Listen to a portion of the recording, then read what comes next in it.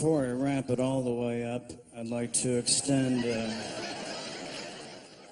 personal thank you to a local establishment known as Virgil's Barbecue. The left portion is the pork ribs, brisket sitting on top, hush puppies, mac and cheese, beans, ridiculous jalapeno cornbread muffins.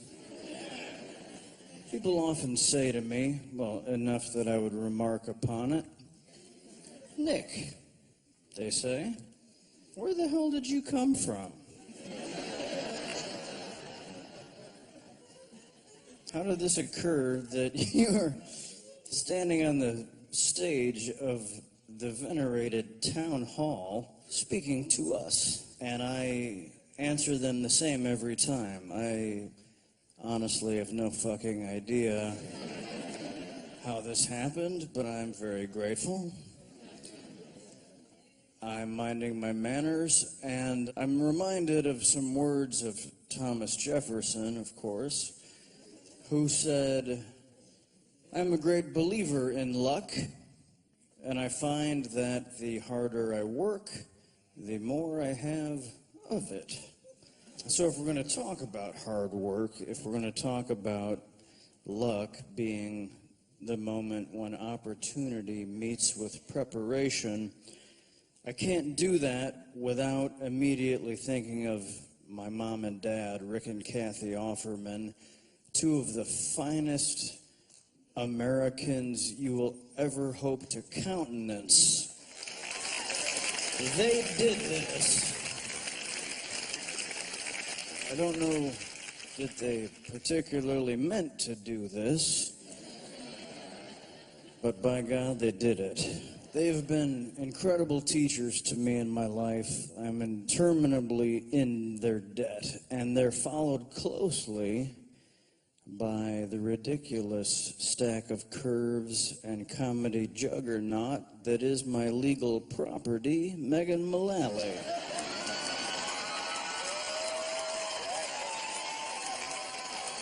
That's right.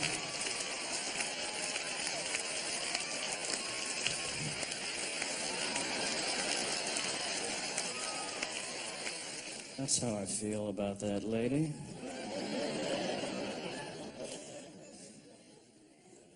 Some of my most beautiful acreage.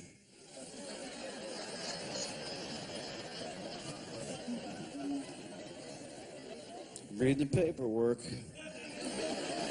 Shit is mine. Despite a life full of jackassery, I've managed to retain some of the choice lessons from these teachers of mine, and I thought I would pass them along to you in a show that I've entitled American Ham, My 10 Tips for a Prosperous Life.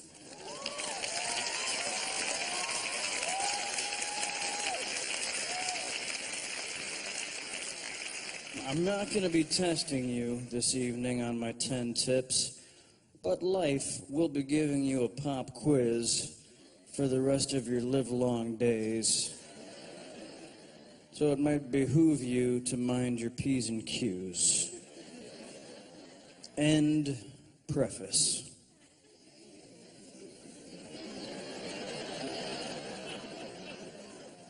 Number 1, engage in romantic love.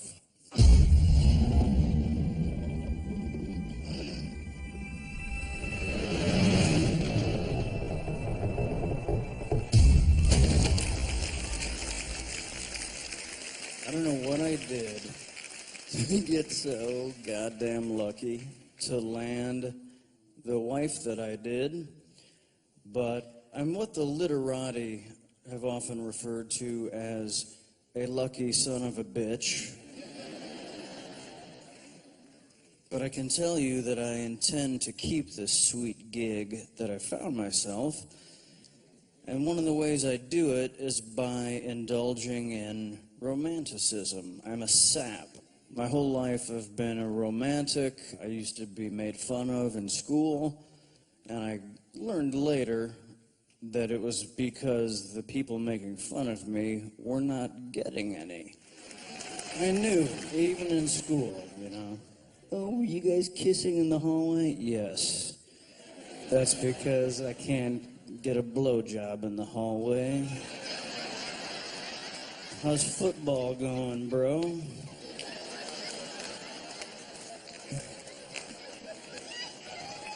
That's what's up. I realized one day I was driving to work, we had been dating, and I realized I was going to marry her. And I was pissed off.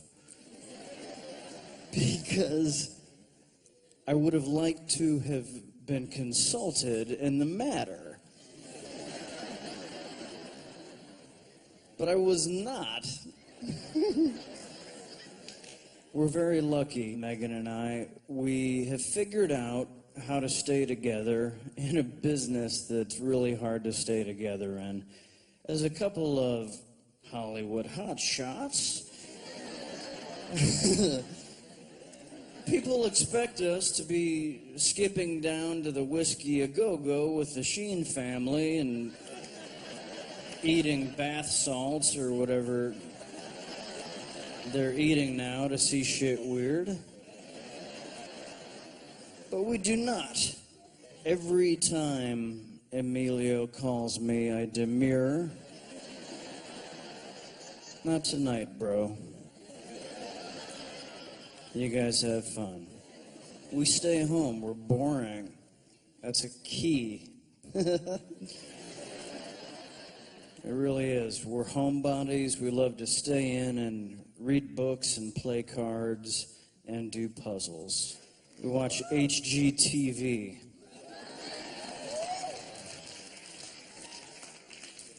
We do a shitload of cocaine, and then we mainly focus on puzzling. Honey, give me the fucking sky pieces! Fucking love puzzles. There's something so soothing about a field of cerulean blue when I'm using amphetamines. We make our marriage a priority. That's key. If you want a healthy marriage, it's like raising a shrub. You have to make it a priority. You have to water it and fertilize it and talk nice to it and caress it and nibble on its clitoris with regularity. You got to stick with it. That's a horticulture term. I don't know if we have a lot of green thumbs in the house tonight, but look it up. In our business, one of the things that can kill a relationship is success. Because one of you gets a sweet job in LA, one of you gets a great job in New York.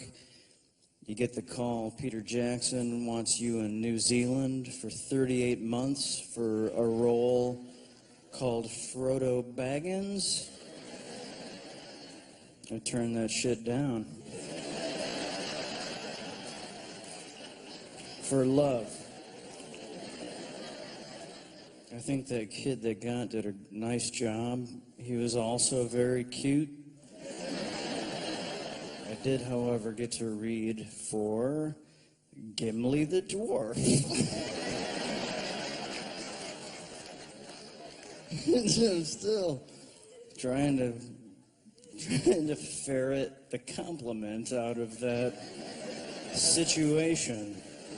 My wife turned 50 a few years ago, which is a big birthday in a society that bases a lot of systems on the number 100.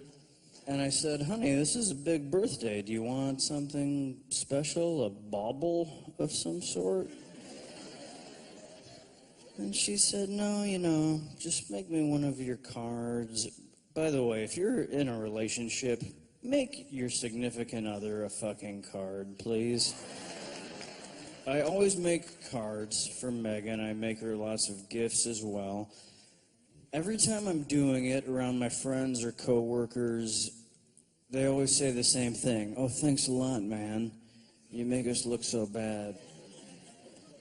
Every time you make a card, my wife points it out to me, and I say, let me tell you something, Rob Lowe.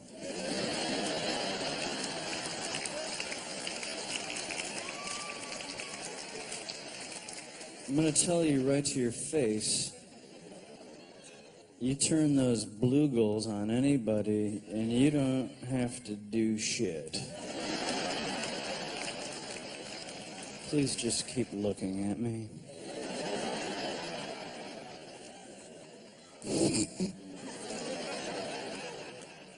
His face is magic.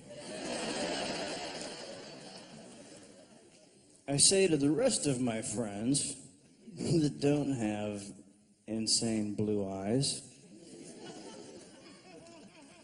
go to your printer. There's paper in there. Find the paper, take a sheet of it, fold it in half, draw a heart on it, open it up, write I love you, sign your name. You will get so kissed. You will be kissed so much more voluptuously than from any bullshit you can buy at the mall. Thank you. Here's a bonus. Go outside and find a tiny piece of nature. A leaf, a twig, a stone, a shell, a chrysalis. Adhere it in the center of the heart and then get stretched out because you're going for a ride to the realm of coitus.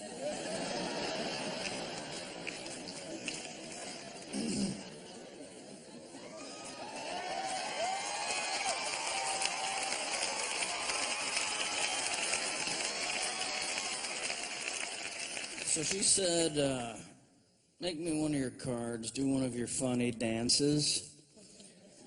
Oh, you know what? Actually, there's something I would love for my birthday. I would love a rainbow for my birthday.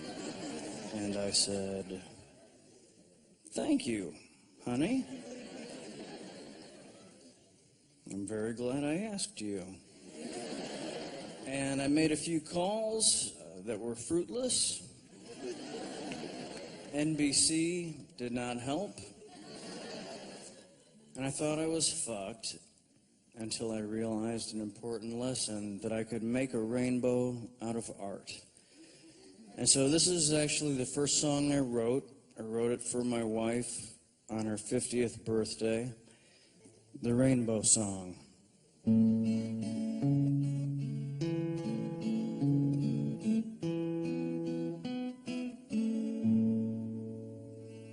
You read me my rights when you arrested me. You put me on trial and gave me life. But orange, you glad I didn't say banana when you made me your bitch and I made you my wife. You yellow, you yell when I ball a melon, but you don't complain when I cook up some smack. We're both agreeing to serve our time. If I drop the soap, I know you'll watch my crack. Please enjoy this rainbow song and this gift of leprechaun romance.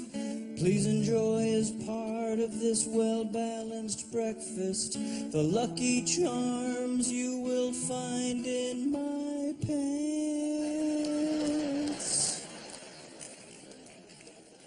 You blew me away when you sang Shock the Monkey. Your fingers inside me let the games begin. Indigo, is a tough one to pun with, but when we're apart, it's the mood that I'm in. We get along so well, we could never be compared to Jesus of Nazareth and Pontius Pilate. But if you'll endure the slight of calling me sir, I'll be Peppermint Patty to your Violet. Please let this song be your rainbow. I've got my Cialis, so I shall not fail. Please don't deny my advances, for tonight you're going to take it in the pail. That's the butt. That's what you thought. And please let this song be your rainbow. I made it for you, this shit cuts like a knife. Forever I'll follow this rainbow to that 50-year-old sweet pot of gold that seems to grow foxy instead of old, from which I hope to never be paroled, my angel in a centerfold.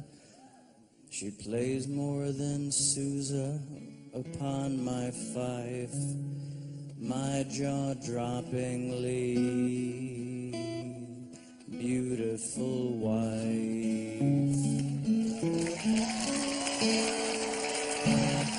Thank you.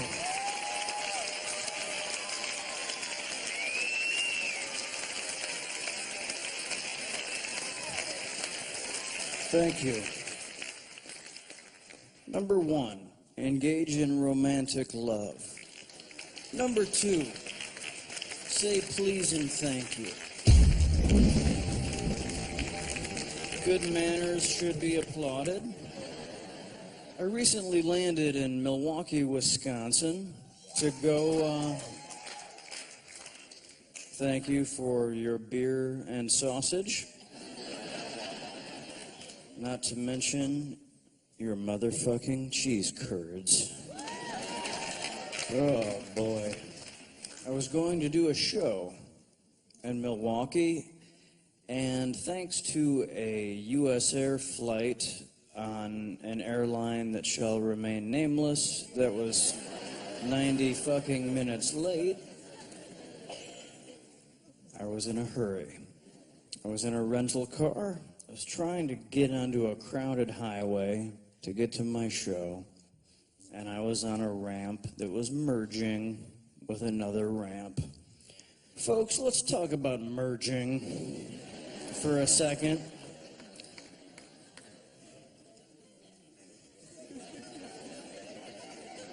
What the fuck? I think we all know by now. You take turns. But sometimes, when you're in that side that has the advantage because the other side's trying to get in, you just can't help it. It's their turn. You're like, no, motherfucker. No, no, no, no. A gentleman performed this act upon me, and naturally, I was fucking incensed. Are you fucking kidding me? It's merged, dude. It's my turn. I had steam coming out my ears. And I pulled behind him, and everything changed. I realized that he was driving a salt-caked, pearlescent Chrysler 300, which is a fucking seriously badass attempt at a car, with the vanity plate Thunder Road.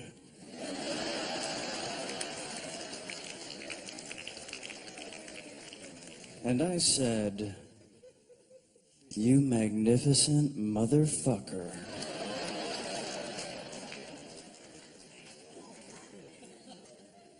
if you're going to whip out your throbbing cudgel of a cock and bludgeon the rest of us about the face and mouth with your hot rod fuck wagon,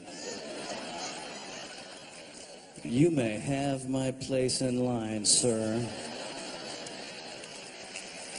You, my friend, are living.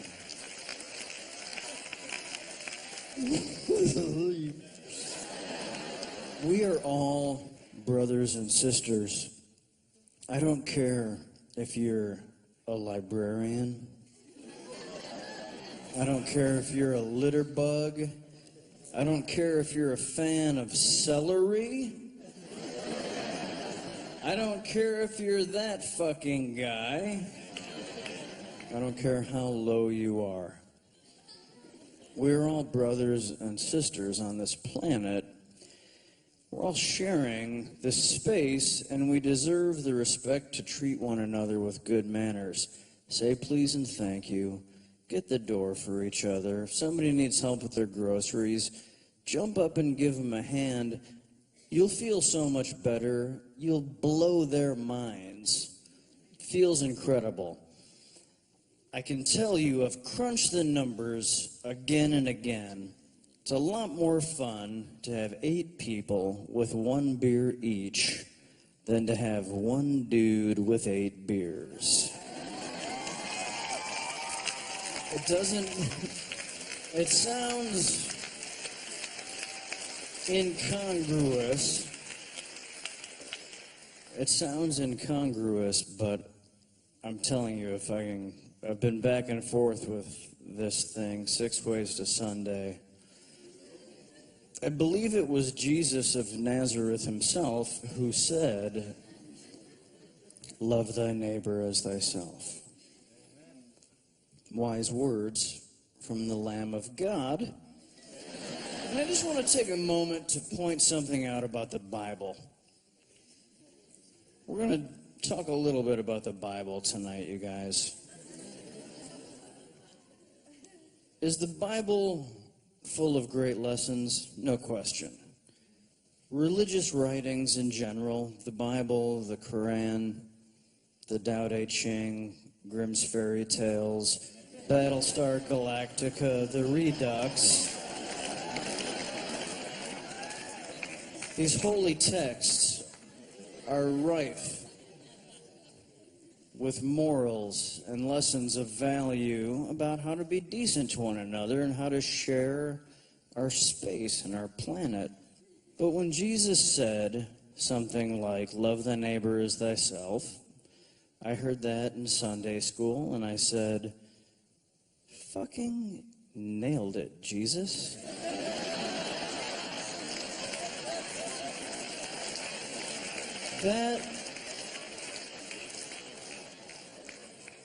That's why you're the teacher, my friend.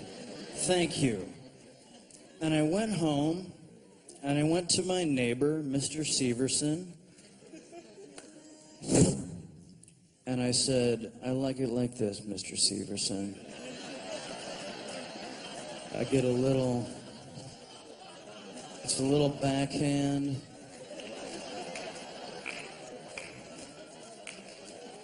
I've got this cleft in my palm. Feel that?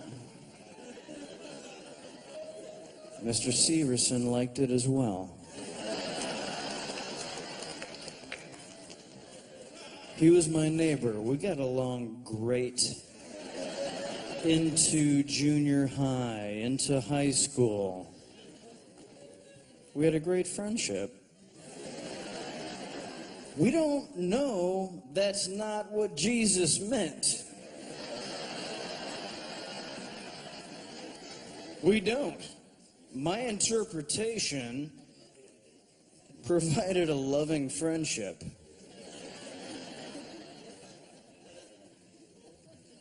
Between 2 peoples on neighboring lands. Talking to you, Gaza Strip. Again, I have nothing against, like, any religion or club, especially any get-together where people are like, you know what, we're fucked up monkeys. Like, a great part of our innate being is we want to, like, fuck each other and eat each other and kill each other, and many of those things at the same time. We want to fuck each other while we shit in each other's mouths, some of us.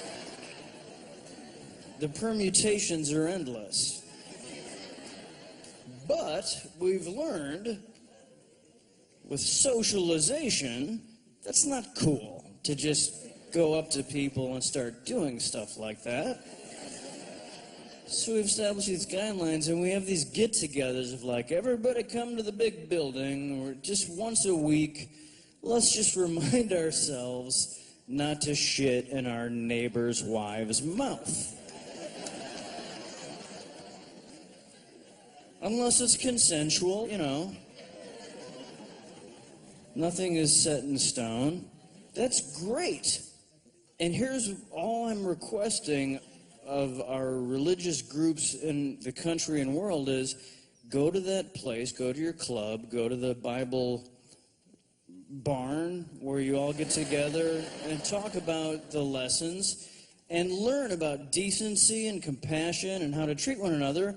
Then go to your job at the Senate and you don't have to talk about the Bible. Just bring the decency and compassion, like, that's all. I want to coin a phrase, and let's try and get this going as like a catchphrase. A separation of church and state, or something like that. Spread it out, see if it catches on. I really love that saying of Jesus, love thy neighbor as thyself.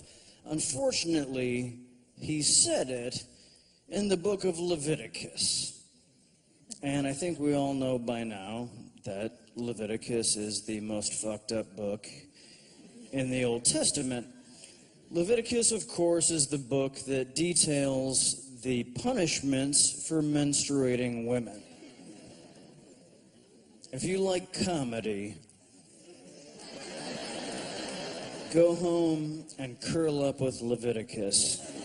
The writers of The Onion are handed Leviticus when they show up for work the first day. As they say in Leviticus of a menstruating woman, when her flowers be upon her, she is unclean. She must be sent away. If she should touch any linens, those linens must be burned. If she sits in a chair, the chair is fucked. This is the Bible, you guys. What dicks who wrote this book of the Bible that were so freaked out with the simple nature of a woman's body that they wrote it down in the Bible? The fuck? Do not fret, ladies, if you should be so filthy. There is hope in Leviticus. You may be exonerated if you bring 2 turtles to the priest at the temple. What the fuck is that? The fuck is that? I've lost so much sleep on these turtles. What value did turtles once possess that we have no record of? I love animals, I love nature, but I have torn open so many fucking turtles looking for a pearl or ambergris or spermaceti. There must be something beyond their delicious meat. It's upsetting to me. And I love to imagine these dicks that wrote the book of Leviticus hanging out at the temple. They've written these guidelines. They've been disseminated among the people. And they're just hanging out, waiting for people to start showing up and being holy. And the leader of the dicks at one point says, "You guys, what's with all these fucking turtles every place?" Oh, sorry. Steve wrote that part. He just loves turtles. We don't know, I don't know what it is with the turtles. Steve! Money or fucking wine, bro? We've been over this. You know what, Steve? You're not writing any more of the Bible. Go press some more olives, shithead. And that is the story of the lost book of Steve. Considered lower even than the Gnostics.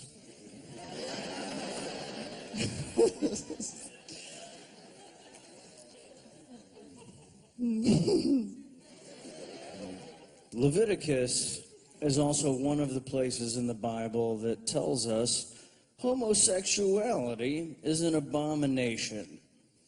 And I quote, "If a man lies with a man, as one lies with a woman, they have done what is detestable. They must be put to death."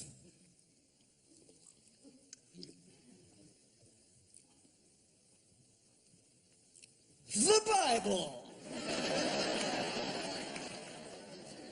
It fucking says that in the Bible. I disagree with that notion. I'm astonished that this never comes up. These writers. Hang on, just give me 1 second, please. 2 turtles to the temple, and she may be exonerated. Yeah. 2 what now? Excuse me, 2 bros?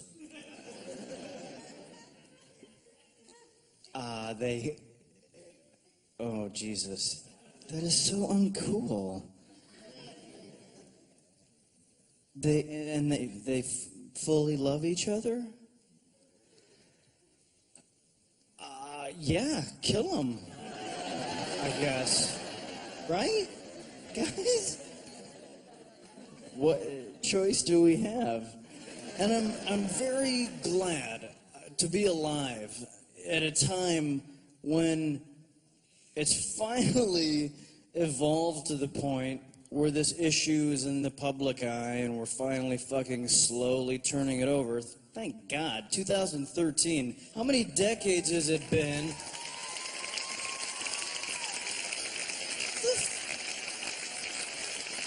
How many years has it been since we shitty white people with our hands in our pockets were like, you know what, you guys? No. So, it's cool. Everyone can ride the bus and sit wherever you want. That's our bad. It was confusing because we used to capture you and own you like a commodity, and so, you know, but no, use the water fountains, all that stuff. Sorry. That was before my lifetime. And now it's 2013, and we're still debating of like, I don't know if we should give everybody the same stuff. Here's the thing. It's like 2 people loving each other and, you know, with or without children, trying to build like a loving, productive household and be good citizens. It sounds good, you know, they play a good game, but have you read Leviticus? So it's great this issue is getting attention. However, I am irked by all the attention that it's getting, all the ruckus and hubbub about same-sex marriage, when all the while motherfucking vegetarians are marrying, bearing children, right outside, right on these streets. They're fucking filthy, herbivorous urchins are prancing down your sidewalks with a canvas bag full of kale. I use one bag. I know how to pronounce quinoa.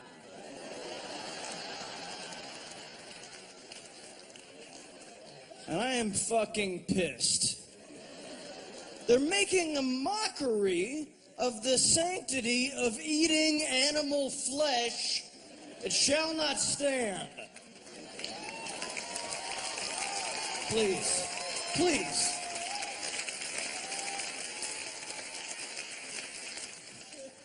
They call it the good book. I find it a bit uneven. You know what is a good book? The motherfucking Hobbit. Or There and Back Again. That is a good fucking book. Instead of legislation founded squarely upon the Bible, I'd like to see some laws pitched based on the writings of John Ronald Reuel Tolkien. That shit makes sense. Elrond was elected to lead the elves at Rivendell, not only despite his androgynous nature, but quite likely because of the magical leadership inherent in a well-appointed bisexual elf wizard. That's the guy you want picking shit out for your community. Who do you want throwing your gala? Who do you want to hand menu selections and a color palette to? David Bowie or a fucking Mormon?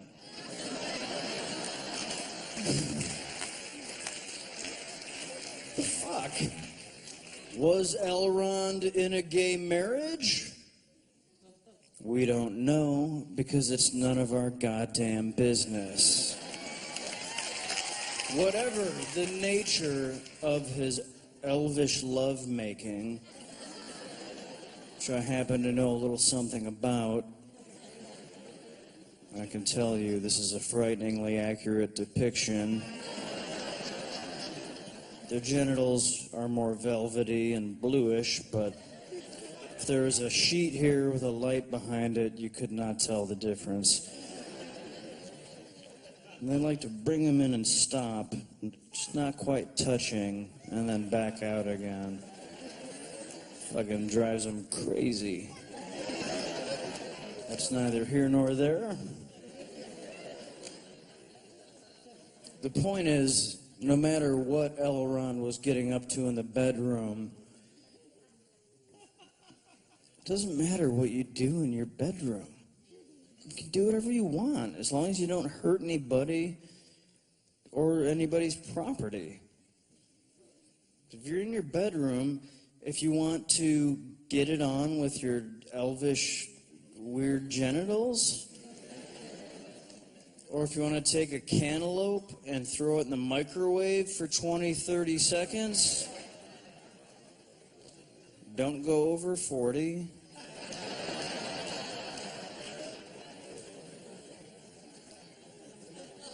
That pulpy center heats up. Let me tell you something.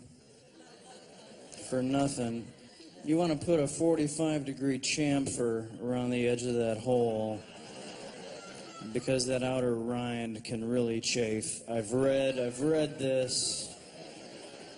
I don't know, it was Martha Stewart or Dr. Phil, I don't care if that's your thing, if you're a melon fucker. Don't bring it into the workplace. No matter what L. Ron got up to, it did not affect his ability to perform his job like a boss. And that is to provide travelers with great directions. No matter what, the citizens of Middle-earth seemed to remain in pretty good spirits as long as they were packing long-bottom leaf into their pipes. A lesson we could all do to pay a little attention to. And even on a long road trip to the dragon's mountain lair, they did not forget to say, please and thank you. I think you get it.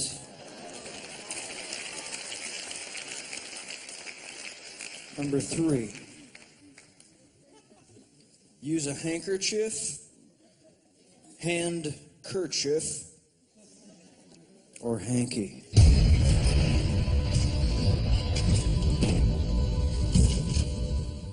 See what I'm rocking tonight. Field of light taupe with red roses. Weren't expecting that, were you? Another bonus, if you want to get with a lady of a higher quality, start throwing around the color taupe. Boom. It's quite magical. My dad had 2 rules when I was a kid. Wear a clean white t-shirt every day and always carry a handkerchief. I said, Dad, you can wear a t-shirt and look like a nerd or Ron Swanson. I'm going to show a little chest bush and look like motherfucking McConaughey. Sadly, the reality is somewhere more between Chickless and Sizemore. Weird Belushi or Galifianakis cousin. When I suggest it, they say, I don't want a rag full of snot in my pocket or my purse. Nor do I. Suggesting that you have toilet paper in your home doesn't mean I want paper full of effluvia hanging around in the house. But if you're at a bus stop and someone has a face and hand full of snot and mucus, you're a motherfucking superhero. Think about all the occasions that a handkerchief saves the day. The list is endless. For drying someone's tears, if a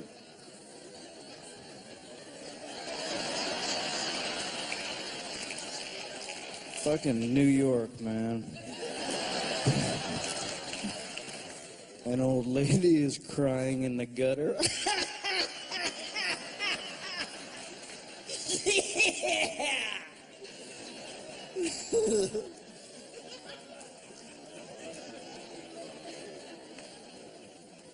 Humorous in the right context. If someone's tears need drying, if a severed artery is in need of a tourniquet, use it as a hot pad to change the smoking magazine on your anti-tank weapon.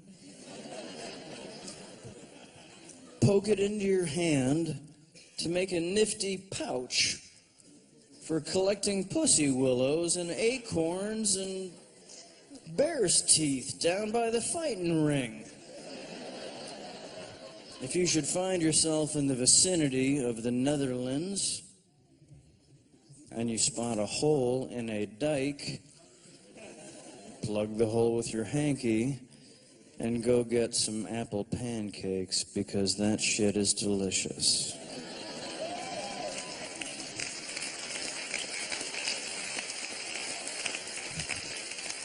There's no way This is not gonna be my first hit single.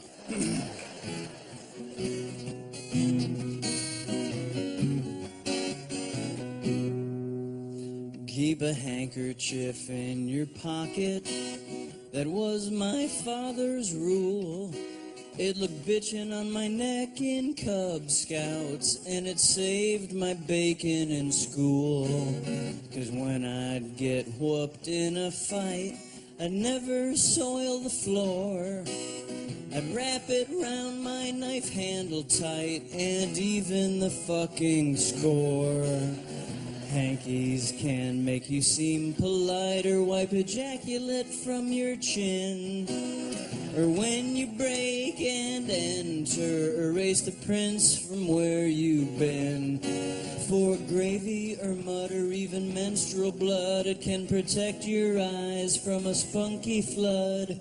You just gotta have your hanky for wiping your tears when you wish you could still get hard after all of that wine. And when you run out of toilet tissue, a hanky will do just fine. For a sniffle or a sneeze, it'll shoo away bees. When you have to suck a dick, it's a cushion for your knees. You just gotta have your hanky.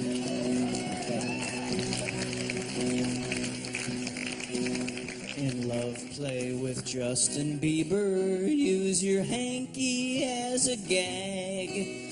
Then he can play the naughty sweeper and clean your chimney with his sooty rag. When your lover has been pleased, it'll wipe away the cheese and the suppuration from your venereal disease. You just gotta have your hanky. Dad, I always carry my hanky.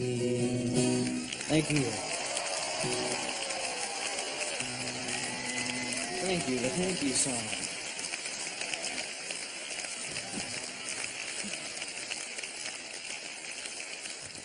Number 4, eat red meat.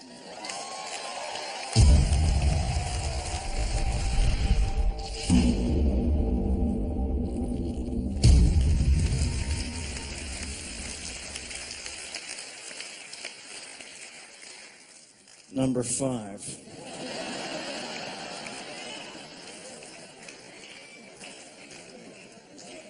Get a hobby.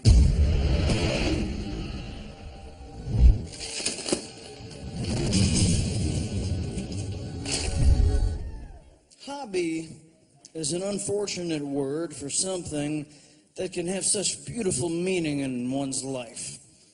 On the plus side, it shares a root with the word hobbit, which could not be a more charismatic sequence of consonants and vowels.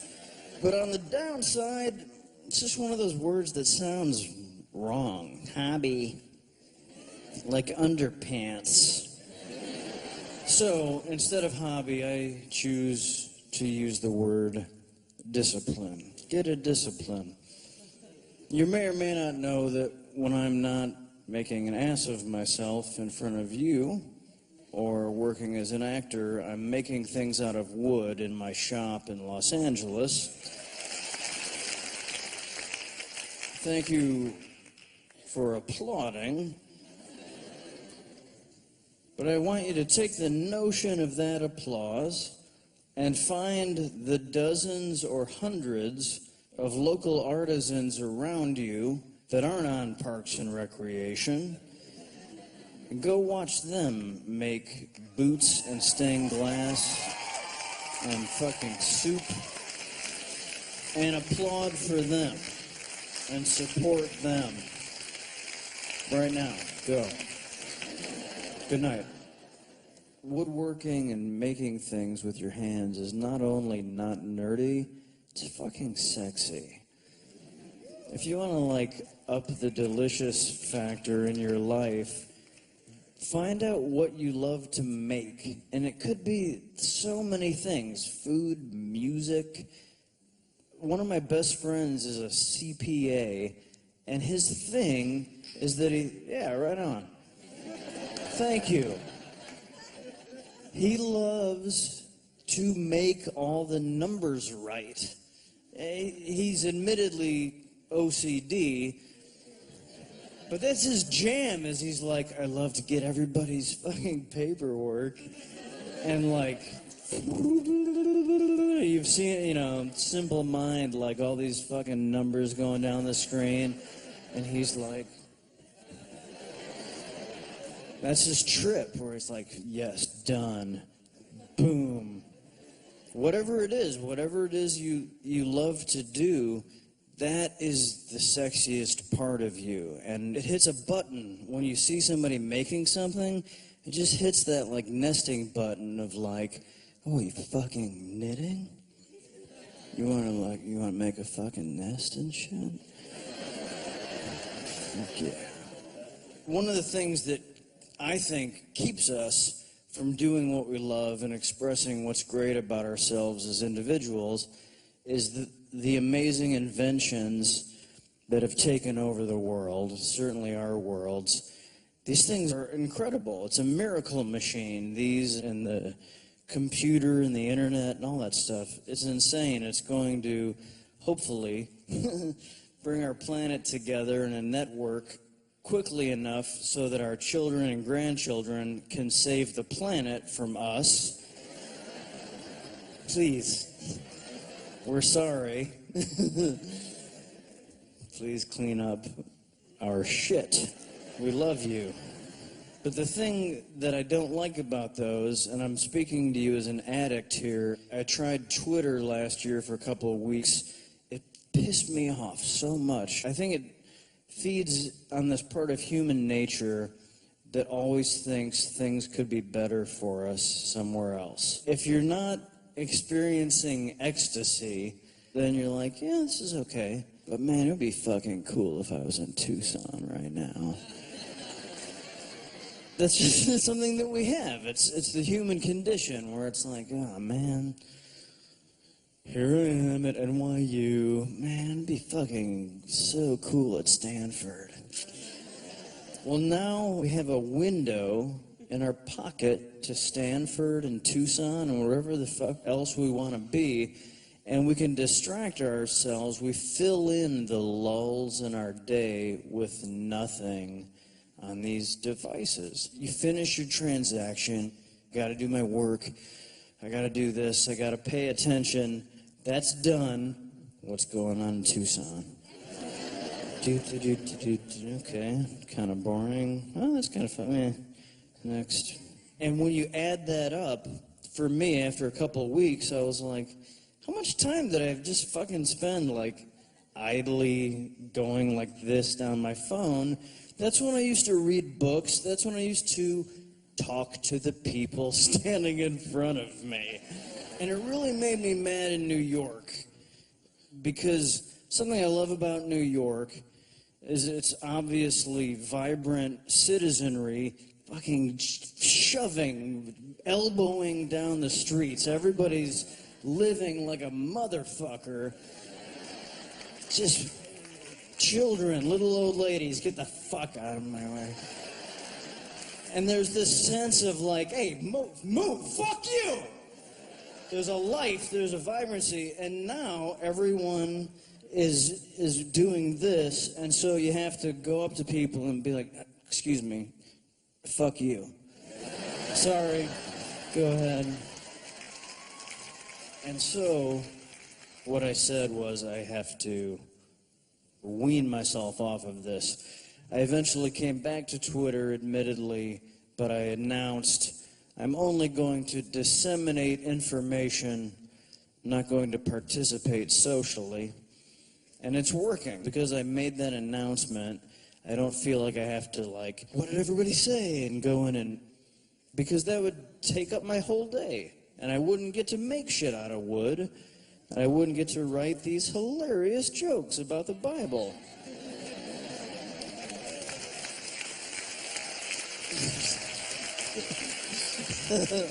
Here's the thing that I'm suggesting. Instead of playing draw something, fucking draw something. That's what I'm saying.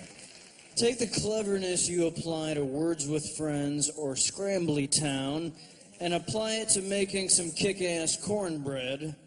Cornbread with Friends. Try that game. Everybody loves that fucking game. I liken learning a new discipline to giving oral sex. The first few times you do it, you're going to embarrass yourself. You're going to ruin some raw materials. You're going to contract some flesh wounds. And after a few times, you start to get the hang of it. In woodworking, everybody knows what a chisel is. It's a long, flat piece of steel, the end of which forms a wedge-shaped tip that you sharpen to a very sharp edge, so sharp and strong that you can use it to shave wood like soap or butter. And the first time you do that correctly, you're hooked, you're bewitched. And everything in a wood shop is just some version of that chisel.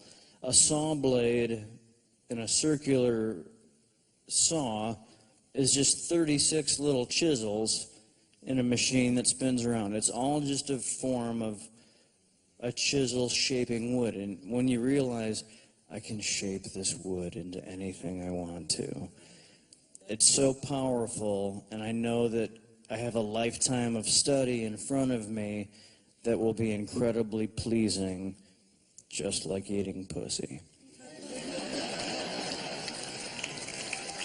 And furthermore, if you have one of these miracle machines called the human body, these things are insane. Have you guys seen shit like fucking... Have you seen crazy like fucking...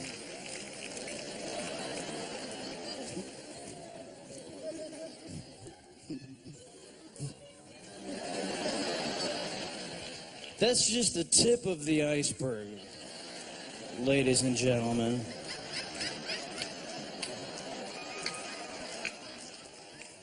These things are insane. We all have one of these. I can shovel a fucking trench a mile long. I can build a barn. There's all these things I can do, and then there are things that much more talented people can do that are way better than that. But we all have our place, and I just feel like if you have one of these, we're somewhat obligated to do more with it than work out these muscles and these muscles. That's all. I feel like it makes for a much more delicious life, and I can't talk about tips for prosperity without talking about the joy of work. Finding work that you love. It's so sad that so much of our society says, man, thank God it's Friday. Thank God 5 of the 7 days of my life are fucking over. Because I hate 5/7 of my life. Now I'm going to spend 2/7 getting drunk at the Olive Garden, so I don't have to think about the upcoming 5/7. Thank God. That's so sad. Find something to do that you love, or at least something you can do that you can tolerate, so that you can then have time to do what you love after work. Maybe it's grow things in the garden or whatnot. Fuck cantaloupes, whatever your thing is. It's your business. I'm not asking questions. But I mean, work is a privilege. You just have to find the right work. I mean, we've got a long life to live, and you can't just, like, watch videos and hang out in the pool. I've tried that. It's cool for a minute, and then you're super depressed. Like, what am I gonna just fucking lay in the pool? I should be fucking making salad forks. We've lost the notion that working outside and working at things that take muscle or things that get you dirty, we've come to think of those types of work as being beneath us, and that's wrong. Those kinds of work are really noble. It's amazing. Like, don't clap for me, clap for the farmers of America. Because they're still there. Like, there's this huge population that we're not really aware of because they're not on uprocks.com or wherever else we look. They're not there. They're out there, like, shouldering the burden for so much of our country. All I'm saying is that the internal combustion engine, the telephone, the hardline telephone, amazing miracles in their day. But the thing about the phone, when you hang it up on the wall, you then don't come back every few minutes to see if it's going to do something cool. Of like, no, hang on, you guys, hang on. No, just I want to see if it's going to refresh or... I know, I want to come play baseball too, but there might be a worthy distraction. You guys go ahead. That's all I'm saying. Is baseball is better. Been waiting for that. Get your hands dirty. Make shit with your hands. Give excellent head. Get a hobby. By the way, I had a little news. I've heard some rumblings. I just want to take a brief moment to say something to the gentleman. If a lady says to you, I can't wait to get your dick in my mouth. I love to suck your dick. She is lying to you. She's telling you a beautiful lie. She's giving you a generous gift. You need to reciprocate that shit. You guys, it's a relationship. It's absolutely equal. When you think about it, a dick is like a thumb with a pee hole. How good can your thumb taste? You know, they're not sitting at work thinking, man, I want to fucking get Eric's dick in my mouth ASAP. Just love the way his dick tastes. That's false. They're giving you a gift, guys. Give it back. It's only fair.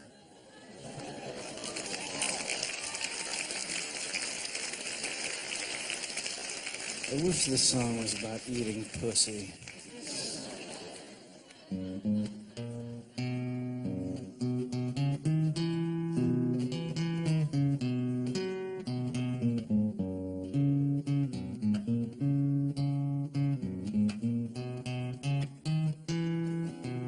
I just wrote this. On the internet, it's all intersect. But not every opinion is rendered. Stop the audio. Shut it down now. Why? Who the hell are you? I'm an intellectual property attorney, and you have stolen my client's melody. No, but it falls under parody. Biggest misconception in the world. Now, you can change all the lyrics you want, but that tune of notes belongs to the cash estate. Your musical plagiarism is perfectly actionable. Actionable? It means I'm able to take action, which is what we're doing. I'm sorry, but my hands are bound. Is actionable a word? Actionable. Yes, it's a word. In Cambridge, perhaps. It's a word. What you're saying is talkingable. The tune of your song, I Stay Offline, that we just interrupted, is obviously recognizable as I Walk the Line by Johnny Cash. I really think Johnny Cash would enjoy my song wholeheartedly. It's about getting off the computer and going outside and respecting life and tasting. Please, stop saying tasting. I'm not interested in your blue, prurient language. Oh, for example, may I draw your attention, please, to the line, quote, "My wife and I will use one another like whores." Whores, Mr. Offerman? What is that poetry meant to evoke? Love or laughter? Perhaps you're right. Maybe he would have taken pleasure in your particularly vermilion tint of smut. Maybe his family is better off without his disgusting habits of rutting and buggery and whatever other Pink Floyd scenarios he enjoyed. Maybe Johnny Cash was a disgusting monster.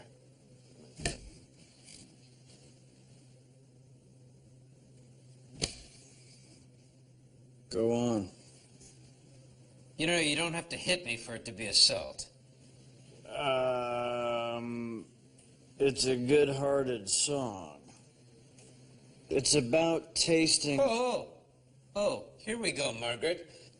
Exhibit B, quote, "My wife and I like to suckle at each other's tits.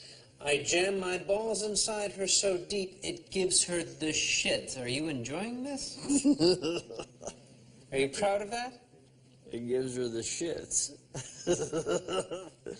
You're laughing. That's the best lyric in the song.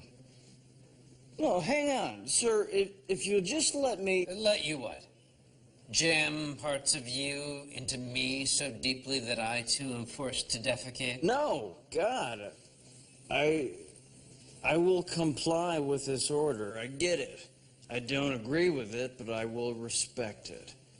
I just wanted to say that my song is about tasting... Fine.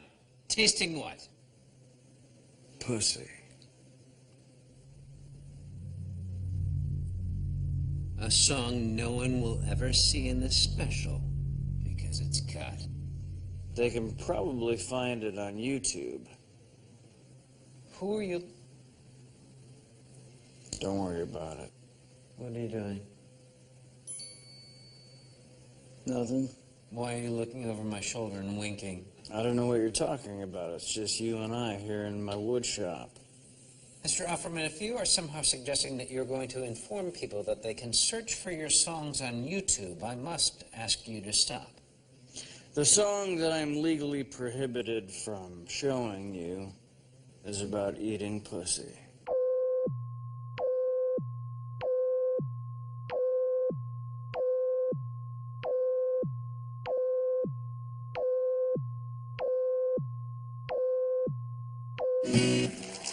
Thank you.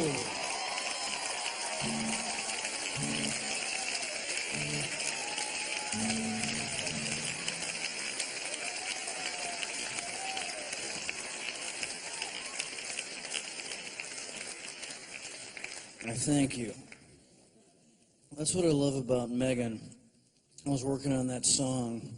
I was running her through these lyrics, and she said, "Oh, that one's pretty good, but I feel like it should be dirtier, like we should be sucking on each other's tits or something." And I said, "I fucking love you." And then, of course, I had to top it. And so I said, "Okay, how about this?" And I read her back about shoving my balls inside her. And she laughed so hard she fell on the kitchen floor.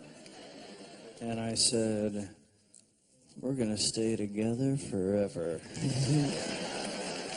You're all right with me, lady. Number 6. Go outside. Remain.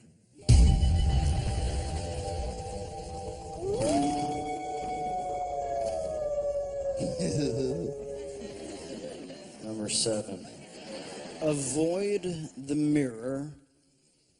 The mirror, avoid it.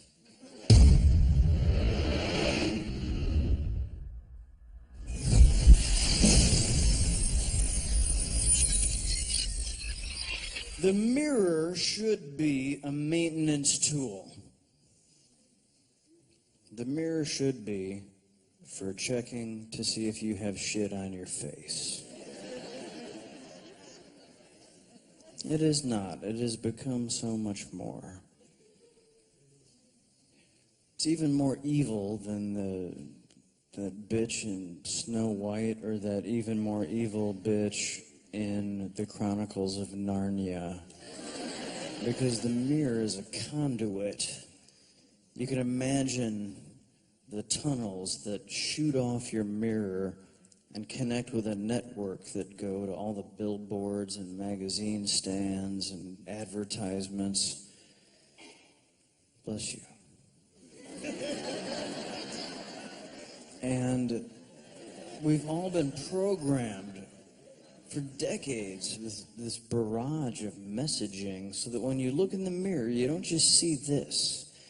You see this, but you also see what you've been taught to compare it to. So I see my face, and I see Keira Knightley.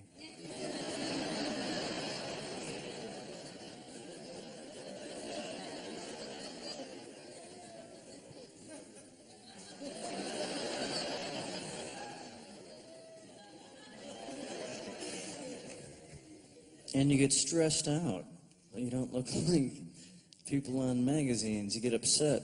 It's so sad when you see your friends that you're like, why do you weigh 72 pounds? There's bacon. Like,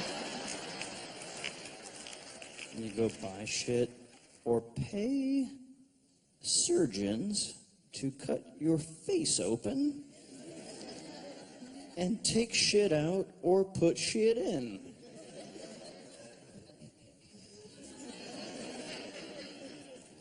What the fuck? You're gonna spend your money, get something that works every time, like bacon. How bad can it be that cutting your nose off and like sculpting it with inorganic shit is being like, oh, thank God. Phew. If you saw me before, my nose was a slightly different shape. But after like thousands of dollars and a painful surgery, now it has a slightly more of a button on it. What's the matter with you? Are you a human being? Then you're beautiful. Do you have one of these? Then you're fucking beautiful. Go out. What you're doing is comparing an organic form designed by nature with an anorexic, airbrushed, erotic cartoon. It's never going to match up. And if it does, it's going to be gross.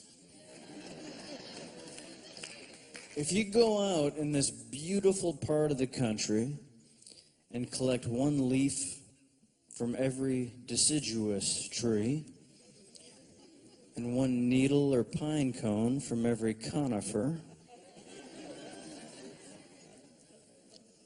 take them all over to the Javits Center and lay them out in a vast array, and then go through them one by one, you will not find one that's not fucking gorgeous.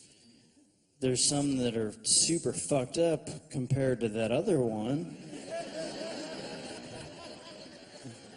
But those trees aren't worrying about it. Yeah, being an elm is okay, but have you seen the sycamores? They're fucking amazing. It's all beautiful. Do your friends and family, do your loved ones give you affection? It's because you're beautiful. If you're not getting enough affection, try upping the hygiene. If you're beautiful, just wash it.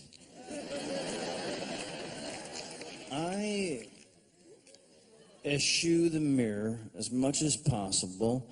We have a mirror in our foyer. I keep my keys and my pocket items there. When I'm leaving the house, I get my keys, my knife, my vice grips. Good to go. And I'm out the door. Just give it a glance. If you have leaves in your hair, that should be addressed. Draw a line. Avoid the mirror.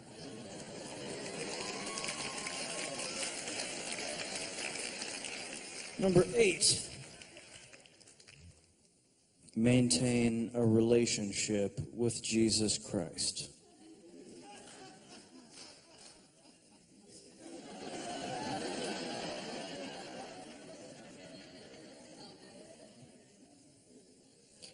If it is getting you sex.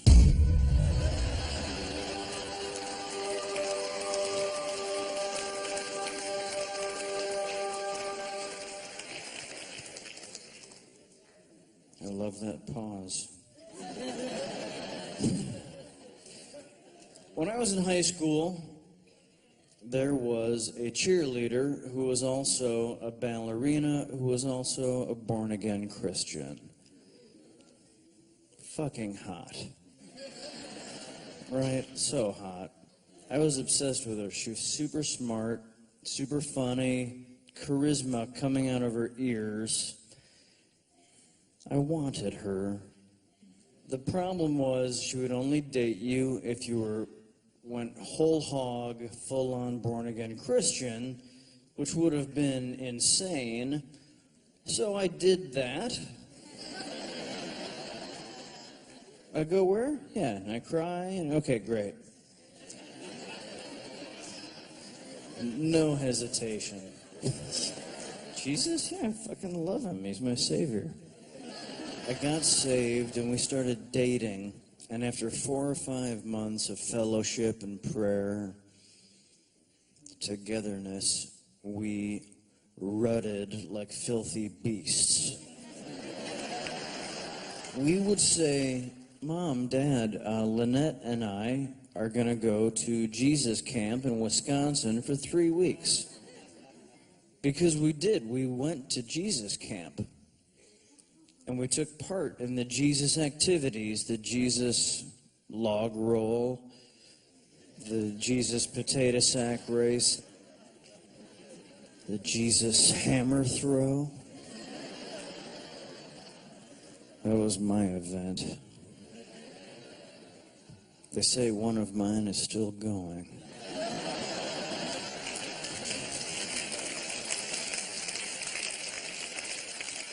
On a clear night, it can be sometimes seen over the Upper Peninsula of Michigan. There goes that Christian boy's hammer. 1986. That's what people from Michigan sound like. Welcome to Detroit. We would take part in all of the Jesus games with the other children. Then we would go and 69 in the woods for 3 hours. And we were just discovering the joys of mawing each other's crotches. Like, oh, it feels like that when I fucking maw on your crotch? Just fucking mouthing pussy and balls and taint and mud and leaves. Wisconsin mud is both clean and tasty. Let's fucking rub our face in that shit. Whoa, that feels amazing.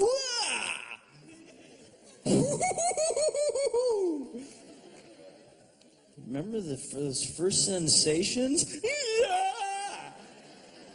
You're like, this can't be good. I'm either going to the hospital or this is amazing.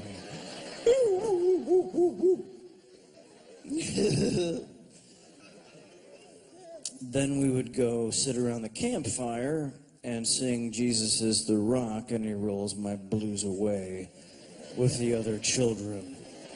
The moral of this story is that no matter what religion or school of thought or scout troop you belong to, you should always remember that it's just a school of thought. And I don't like the way organizations like that can really judge and single people out and make them pariahs. If we had been found out that we were simply having a really great sex life, we would have been like cast out of our society. And I think that's terrible. We cared about each other. We were good to each other. It was consensual. Went on for 3 to 4 years. And it was a great time. We learned to have a nice relationship. And so I think rather than pay attention to the hard, fast rules, we should pay more attention to simply how decent we are to one another. Especially if you're getting laid. Jesus Camp Fever. Catch it. It's worth it. Number 9. Use intoxicants.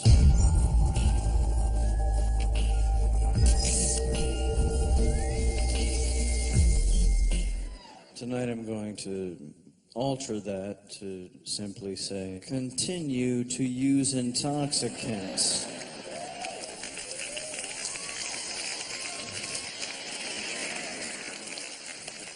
I feel like you might be the choir in this instance.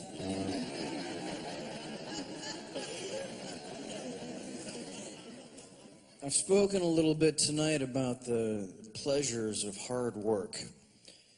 One of the greatest pleasures of hard work is when you're done, you get to put on a fucking buzz. It's a deal that we have in our country that's an amazing deal. If you see your wastrel friend at the liquor store, like, John, what's up with the 12-pack? Sorry, man. Do you even have your paper route anymore? Sorry. I'll put it back. I'll just get beef jerky. But if you see the same friend and say, John, what's with the 12-pack? And he says, I just got off a shift at the lumber mill. You say, enjoy those 12 beers, John. That's the deal we have. It's a great deal. I love working hard. I love it, spending a day in my shop, using my muscles, getting filthy. It's so fun. Maybe it's a boy thing, but I love to get dirty. You're covered in sawdust, sweaty, exhausted. That first icy Corona tastes like the jizz of the Lord. Ladies and gentlemen. Which I have to imagine is the most magnificent drink. That luminous, pearly mead.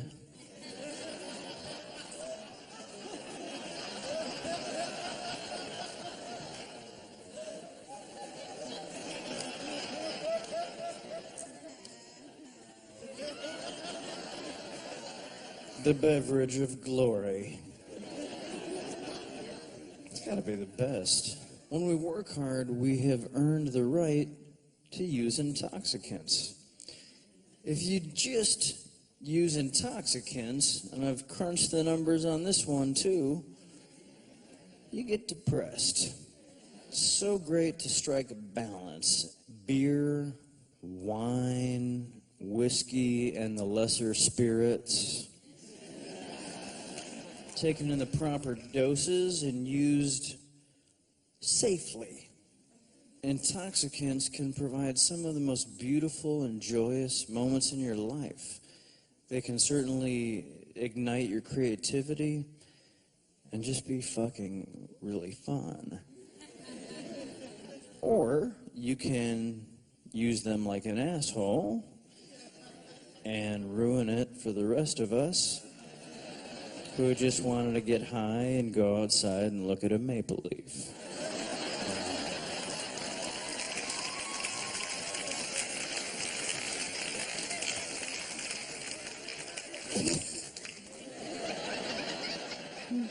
Sometimes religion and intoxicants can be combined for an especially far-out trip. Some years ago, a lovely young lady exploded onto the national pop country Christian scene with her nauseating hit song, Jesus Take the Wheel. I'm really upset about this song. This song has a terrible message. The song was hugely popular, and I don't understand why Miss Underwood was not called out for her asinine message. This young lady is driving to Cincinnati to spend Christmas with her mom and dad. Her baby's in the back seat. She's got a lot on her mind. She hits an icy part of the road. The car begins to skid.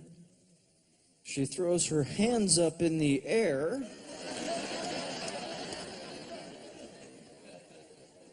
And exhorts, Jesus, take the wheel.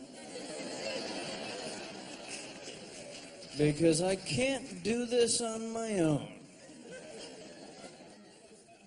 You better fucking do it on your own. Your child is in the vehicle. I have nothing bad to say about prayer. Maybe pray while turning into the skid. Definitely keep your hands on the fucking wheel. So I've written my own version of that soulful ballad.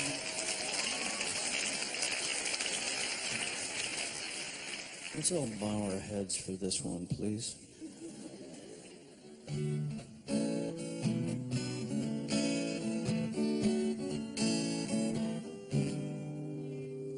I was hauling ass away, and just ripped a hit on, and told me to come to town all tonight and sing you this song. Oopsie daisy, me again. That's right. I also represent Carrie Underwood. She makes me wear bolo ties, bathe from head to toe in Chaps cologne, and speech it mellow like the juveniles. Oh, Jesus. No, Jesus. Not for you. In regard to your laughable parody of her widely lauded song, Jesus Take the Wheel, Miss Underwood has given me the directive to perform upon you a metaphorical basketball rejection. So please consider your shot forcibly blocked, Dr. Julius Swerving. You have been acquired by me. Are you trying to say you owned me? Oh, there is no trying up in this mug. No. You belong to me. I think the saying is, I owned you, or you were owned. I'm afraid you have it backwards. You are the one who has been taken possession of by me. In this milkshake yard. Okay, here's the deal. Jesus Take the Wheel was actually not written by Carrie Underwood. So you can't actually stop me from playing this song. It was written by 3 other people.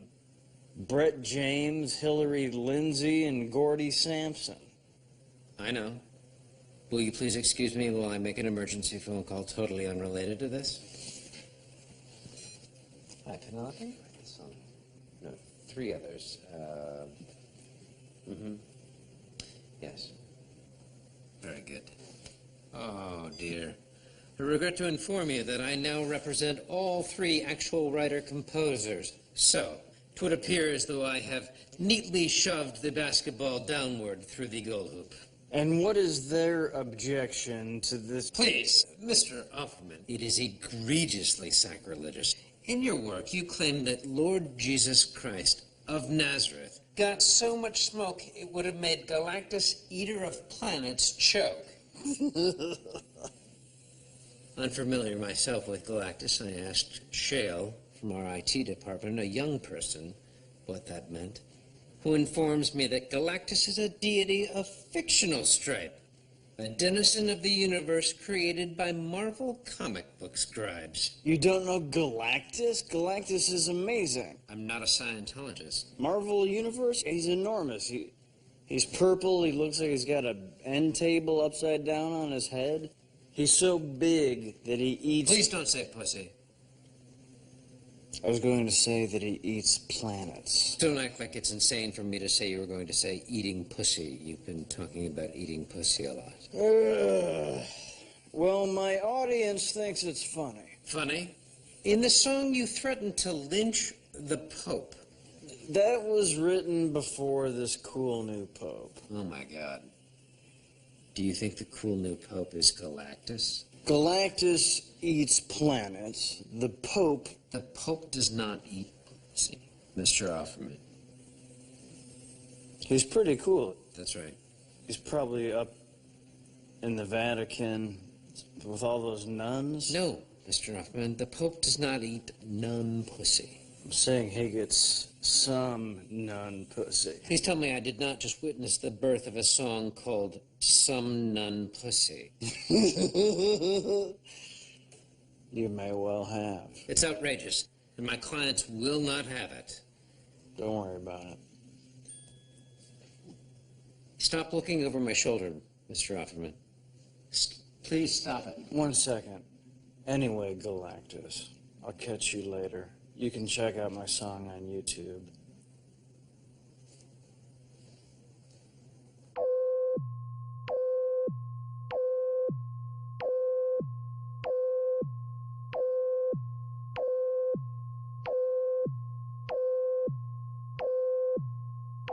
Then Jesus cleaned the screen.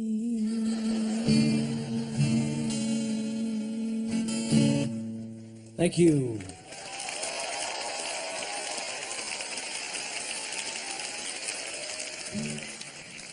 Let's just review. Let's wrap it up real quick. Engage in romantic love, which will give you many opportunities to say please and thank you and use your handkerchief. Eat red meat, perhaps make that part of your discipline when you get a hobby. Go outside, on your way there, avoid the mirror, and maintain a relationship with Jesus Christ, preferably while using intoxicants.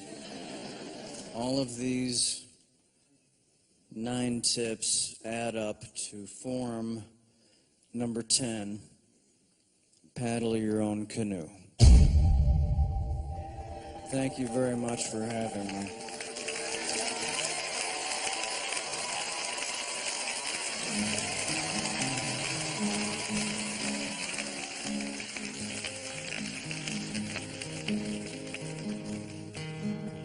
Siddhartha says life is like a river.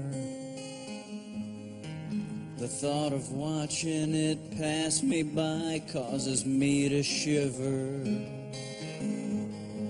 So I grab life by the balls. I got 10 tips to deliver. Get off your caboose, paddle your own canoe. Take the road less traveled, says Robert Frost. Keep your stone rolling so it don't accumulate no moss. Leave the faint of heart sucking on your exhaust. Thunder Road, live a little life and paddle your own canoe. Don't while it away masturbating in the ditches. Put your tackle away and hitch up your britches. Then provision your boat with several pulled pork sandwiches. Indulge in savory meat stuffs, paddle your own canoe. Young Teddy Roosevelt was a weak little puss, but he exercised and became quite an ornery cuss, till he could whoop a bear and also Cuba without a fuss. By God, number 26 paddled his own canoe. You like to smoke some reefer and you like to dance. The preacher tells you to keep your pecker in your pants, but that preacher'd be kissing your nephew, given half the chance. You should spend your Sundays paddling your own canoe.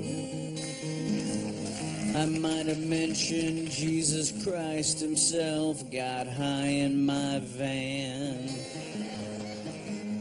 I told him I wouldn't go to church and he shook my hand.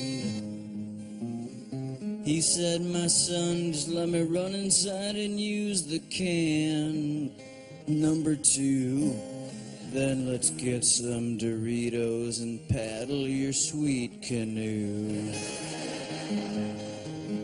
What would Jesus do? Paddle my goddamn canoe. Thank you.